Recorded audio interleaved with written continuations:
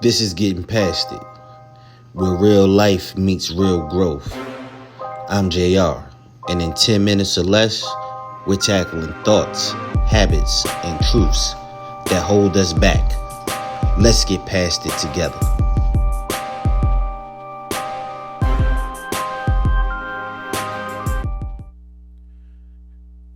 Good morning. What's going on? It's your boy JR, host of Getting Past It, the podcast. We are back. Super Bowl has just passed. It has just passed. Huge congratulations to the Seattle Seahawks.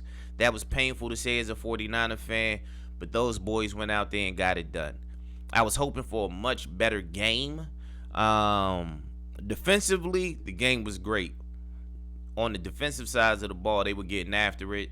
New England was playing, stout defense for quite some time, but it looks like they ran out of gas after just being on the field all the time.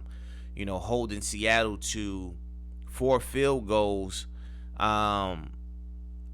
gave them an opportunity and a shot to still be in the game before it got away from them.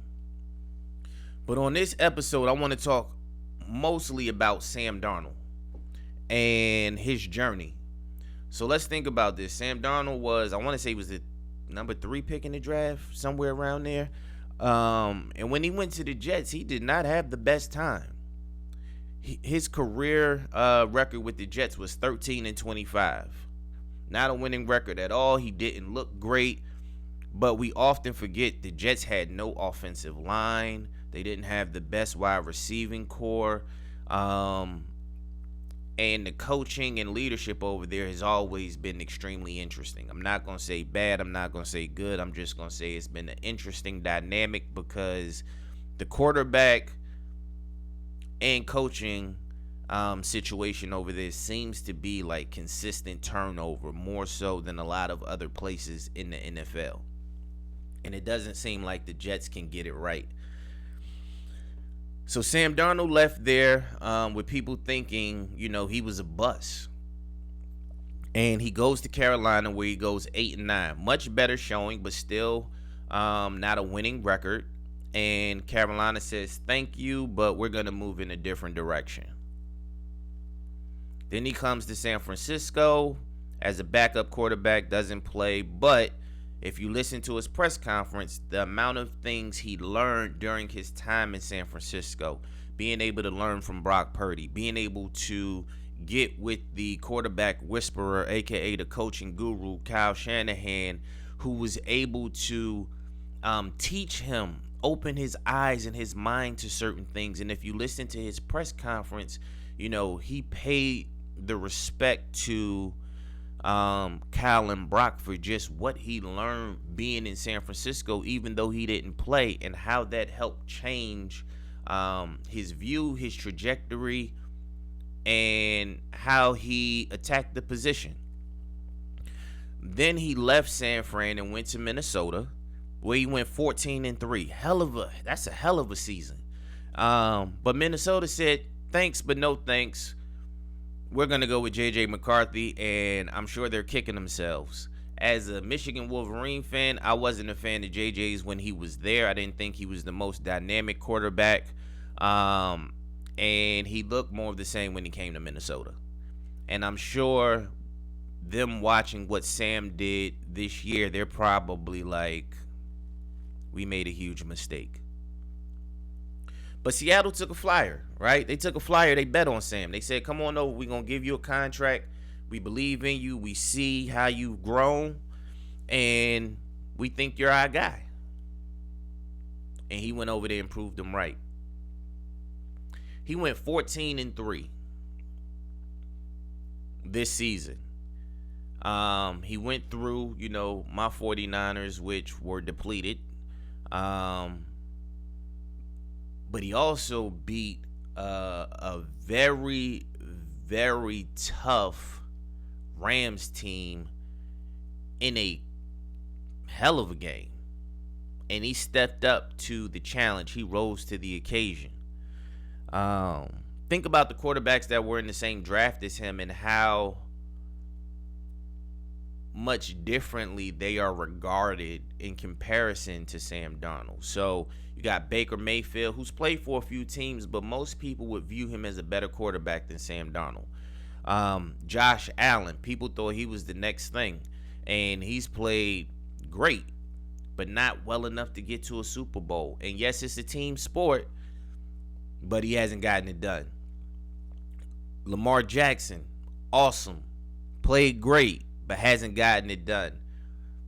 Lamar and Josh have both had the same coach for quite some time. Now, Lamar's going to have a new coach this year, but they've had a level of consistency. They've had strong offensive lines. They've had good running backs and good wide receivers. Some things Sam hasn't had throughout his career. But Sam didn't give up on himself. Sam kept pushing. Sam kept doing the work. He kept showing up. Even when there were naysayers who were casting him off, casting him away, saying he was a bust, he kept doing the work. He kept pushing. And that's true for us in our everyday lives. There's things we jump into, go into, and they don't immediately yield the results that we think they should. Sometimes people look at where we're going and what we're doing, they don't see the vision. Or they might look at our missteps and think we're not worth it. They cast us away. But you can't cast you away. You have to continue to believe in yourself. You have to continue to work. When you listen to successful people's story, they talk about the struggles that they had in the beginning and how continuing to keep moving forward and keep pushing even through the trials and tribulations is what allowed them to be successful, because there was a light at the end of the tunnel, and by them continuing to move forward, they eventually saw it and they eventually reached it. On a few podcast episodes ago, I talked about believing in you. How much do you believe in you when things get dark, when the road gets rough, when people don't have the same belief in you that you have in yourself? Do you allow their voices to become the main thing you hear, or do you stay the course? Sam stayed the course.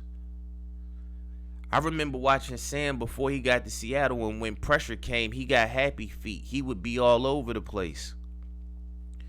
Yesterday, he stood in the pocket. He took some hits. He moved around and did what he had to do, but he looked like a much more seasoned quarterback, which comes with time. He looked much more confident, and he had a team and coaches that believed in him, and he believed in himself. You have to believe in you. You have to keep doing the work and understand that things don't come overnight. Sometimes there's a long road ahead, but that does not mean you make a U-turn or that you deviate from the goal or the mission. I want y'all to keep those things in mind as you go through your daily life, because you're going to have those moments where you got to find your Sam Darnold, where you got to find your belief, where you got to keep going even in the face of adversity and people saying that you're not worth it. You have to believe in you. I hope you all find it. I'm looking for it. I believe in me, but it's sometimes I can be in that space where I get down on myself too. And that's why we got to focus on how we talk to ourselves, because a lot of times we're our own worst critics. And we have to change that to being our biggest advocates. Advocate for yourself. Believe in yourself. It's your boy JR, host of Getting Past It, the podcast. I hope y'all have a great day out there. We will talk soon. Peace.